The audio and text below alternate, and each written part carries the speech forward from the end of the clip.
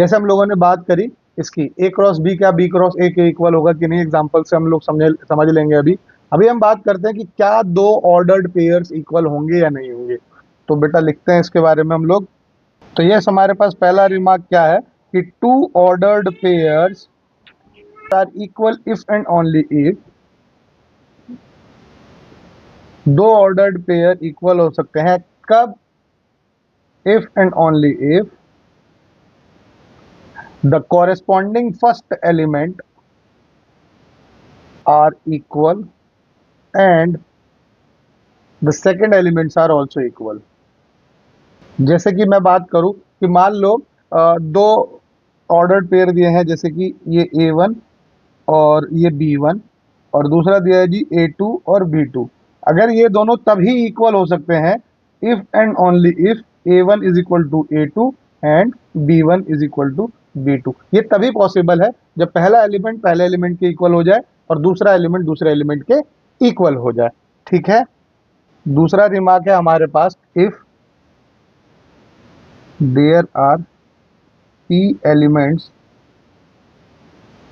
in P and Q elements in Q, then there are PQ elements in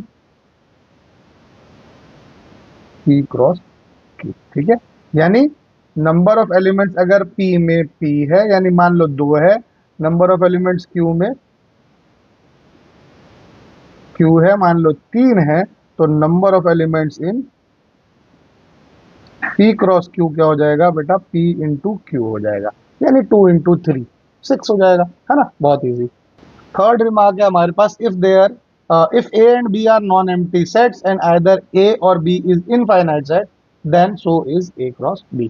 यानी A और B अगर non empty set है and either of A and B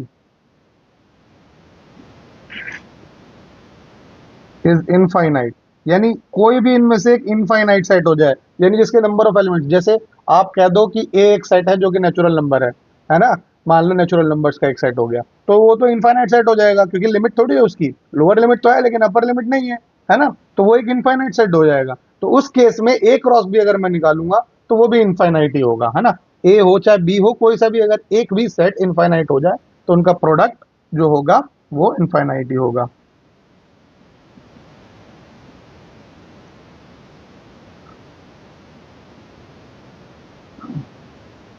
यहां तक clear है ना। चलो लास्ट इसका हमारे पास क्या कहता है रिमार्क, ये फोर्थ रिमार्क कहता है कि ए क्रॉस ए, मतलब एक ही एलिमेंट को अगर मैं 3 बार मल्टीप्लाई कर दूं तो ए बी सी करके जो आएगा, यानी ए और बी और सी तीनों जो वो एलिमेंट्स होंगे ना वो एक ही सेट ए सेट के ही होंगे ना, तो वो जो ए बी सी होंगे ना उनको हम ऑर्डर्ड ट्रिपलेट भी कहते हैं। क्या कहते हैं उनको हम, ऑर्डर्ड ट्रिपलेट, यानी A cross A will be equal to A B C such that A B C belongs to A, here A B C are called,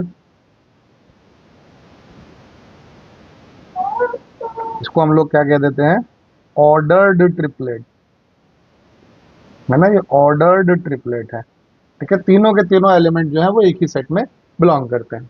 ठीक है, आई होप यहाँ तक सब कुछ क्लियर होगा।